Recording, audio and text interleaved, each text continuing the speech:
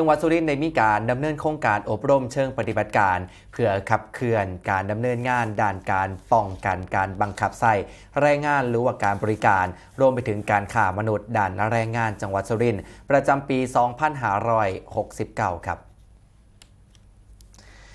ที่ห้องลุ่มพินีแกนสวนป่ารีสอร์ทตำบลเฉนียงอำเภอเมืองสุรินทร์จังหวัดสุรินทร์สำนักงานแรงงานจังหวัดสุรินทร์จัดโครงการอบรมเชิงปฏิบัติการเพื่อขับเคลื่อนการดำเนินงานด้านการป้องกันการบังคับใส่แรงงานหรือบริการและการฆ่ามนุษย์ด้านแรงงานจังหวัดสุรินทร์ประจำปีงบประมาณพ.ศ.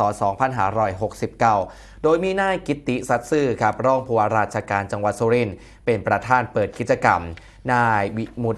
ติยาอาวุธเทวินแรงงานจังหวัดสุรินทร์กล่าวรายงานโดยมีอาสาสมัครแรงงานครับเจ้าหน้าที่จากหน่วยงานสังกัดกระทรวงแรงงานและภาคส่วนที่เกี่ยวข้องเข้าร่วมรับการอบรมอย่างพร้อมเพรียงกัน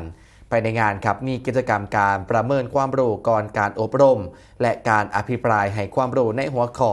สถานการณ์การฆ่ามนุษย์การบังคับใส่แรงงานหรือบริการผลกระทบต่อสภาพสังคมและเศรษฐกิจรวมถึงบทบาทของอาสาสมัครแรงงานและเครือข่ายในการเหตุงานเชิงรุกในพื้นที่ชุมชน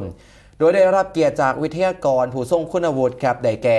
นางสาวโสภณาบุญหลงผู้อำนวยการสำนักงานเลขานุการศูนย์บัญชาการป้องกันการฆ่ามนุษย์ด้านแรงงานและนายพงษ์ธรสุภการนักวิเคราะห์นโยบายและแผนชำนาญการสำนักงานเลขานุการศูนย์บัญชาการป้องกันการฆ่ามนุษย์ด้านแรงงานมารวมถ่ายทอดความรู้และกับประสบการณ์ในเทอนี้ครับ